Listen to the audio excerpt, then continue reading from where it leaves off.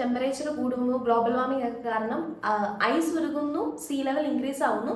അതും വരുന്ന ഫ്യൂച്ചർ ജനറേഷനിൽ ഇതൊക്കെ സംഭവിക്കാനുള്ള സാധ്യതയുണ്ടെന്ന്. പക്ഷെ ഫ്യൂച്ചർ ജനറേഷൻ്റെ ഒന്നും ആവശ്യം വന്നില്ല, നമ്മൾ തന്നെ ഇപ്പം നേരിൽ ഇത് കണ്ടുകൊണ്ടിരിക്കുകയാണ്. അതായത് ഒരാഴ്ച മുമ്പ് ISR ഒരു ന്യൂസ് പുറത്തുവിട്ടു. മൊത്തമുള്ള ഗ്ലേഷ്യർ ലേക്സ് ഒക്കെ ഭയങ്കര വൈഡായിട്ട് അവർ എക്സ്പാൻഡ് ചെയ്യുകയാണ്.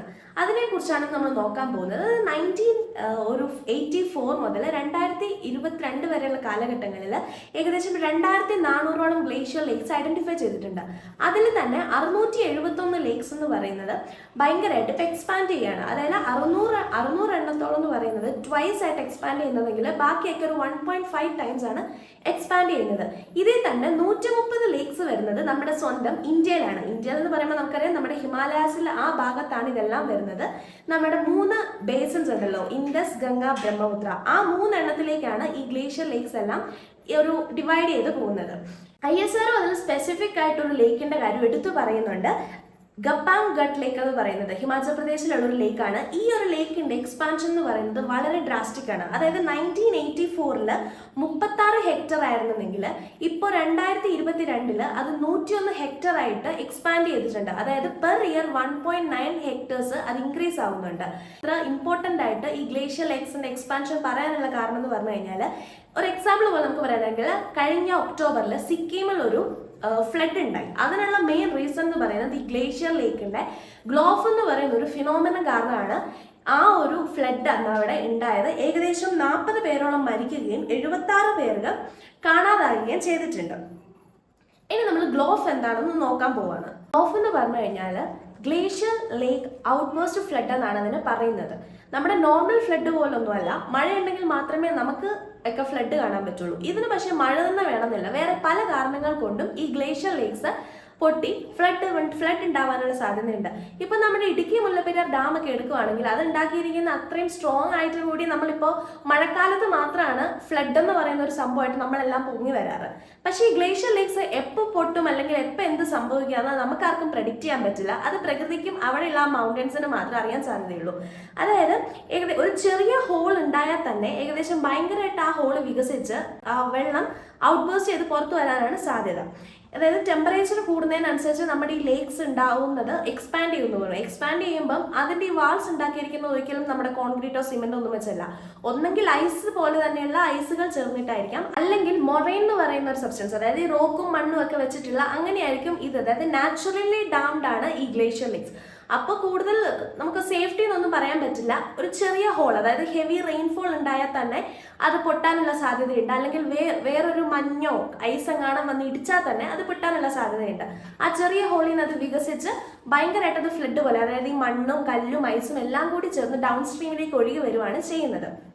അപ്പോൾ അത് എത്രത്തോളം നമുക്ക് ഇപ്പോൾ ഇടുക്കി ഡാം ഒക്കെ പൊട്ടുന്നത് മഴക്കാലത്ത് നമുക്ക് പറയാം നമ്മൾ സേഫ് ആയിട്ടിരിക്കണം, അങ്ങനെ ഇരിക്കണം എന്ന് നമുക്ക് പലരും പറയാറുണ്ട്. പക്ഷേ ഈ ഒരു കേസിൽ നമുക്ക് ഒരിക്കലും അങ്ങനെ പറയാൻ പറ്റില്ല താഴെയുള്ളവരോട് നിങ്ങൾ സേഫ് ആയിട്ടിരിക്കണം. കാരണം നമുക്ക് ഒരിക്കലും പറയില്ല ഇത് എപ്പോഴാണ് പൊട്ടാൻ പോകുന്നതെന്ന്.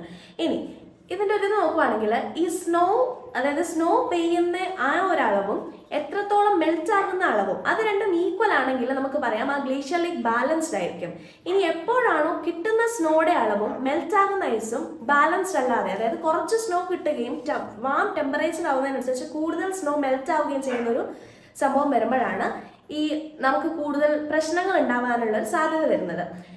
പിന്നെ മരണവും മാത്രമല്ല മനുഷ്യരുടെ ജീവിതത്തെ വരെ ഈ ഗ്ലേഷ്യർ ലേക്സ്, അതായത് ഈ ഗ്ലോഫ് എന്ന് പറയുന്ന ഒരു ഫിനോമിനൻ അഫക്റ്റ് ചെയ്യും. അതെങ്ങനെയാണെന്ന് വെച്ച് കഴിഞ്ഞാൽ, ഇപ്പം മഞ്ഞൊരുകുന്നു ഗ്ലേഷ്യർ ലേക്സ് ഫ്ലഡ് ഒക്കെ ഉണ്ടാകുന്നത് സമ്മർ സീസണിലായിരിക്കും കൂടുതൽ വരുന്നത്. അങ്ങനെ സമ്മർ സീസണിൽ വരുമ്പോൾ താഴെ ഡൗൺ സ്ട്രീമിലുള്ളവർക്ക് വെള്ളത്തിന്റെ അളവ് കുറവായതുകൊണ്ട് നമ്മൾ അതിൽ ഡിപ്പെൻഡ് ചെയ്യുന്നുണ്ട്. അവരുടെ ലൈഫും വെജിറ്റേഷനും ഒക്കെ ഡിപ്പെൻഡ് ചെയ്യുന്നുണ്ട്. അത് അവർക്ക് നല്ലതാണെന്ന് പറയാം ഒരു പരിധി വരെ. പക്ഷേ ആൾക്കാരെ യൂസ് ചെയ്തുകൊണ്ടിരിക്കുന്നതിനനുസരിച്ച് മുകളിൽ മല ഉരുകുന്നതിൻ്റെ, അതായത് ഗ്ലേഷ്യർ ചെറുതായി വന്നുകൊണ്ടിരിക്കുകയും ചെയ്യും. അപ്പം കുറേ നാളുകൾക്ക് ശേഷം വരുന്ന വെള്ളത്തിന്റെ അളവും സ്വാഭാവികമായിട്ടും കുറയും. അപ്പം ഏറ്റവും മുകളിലുള്ളവർക്ക് കൂടുതൽ അവർ യൂസ് ചെയ്തുകൊണ്ടിരിക്കുന്ന അതേ അളവിൽ വെള്ളം യൂസ് ചെയ്യുകയും താഴെട്ടുള്ളവർക്ക് വെള്ളം കിട്ടാതിരിക്കാനുള്ള സാധ്യതകളും ഉണ്ട്.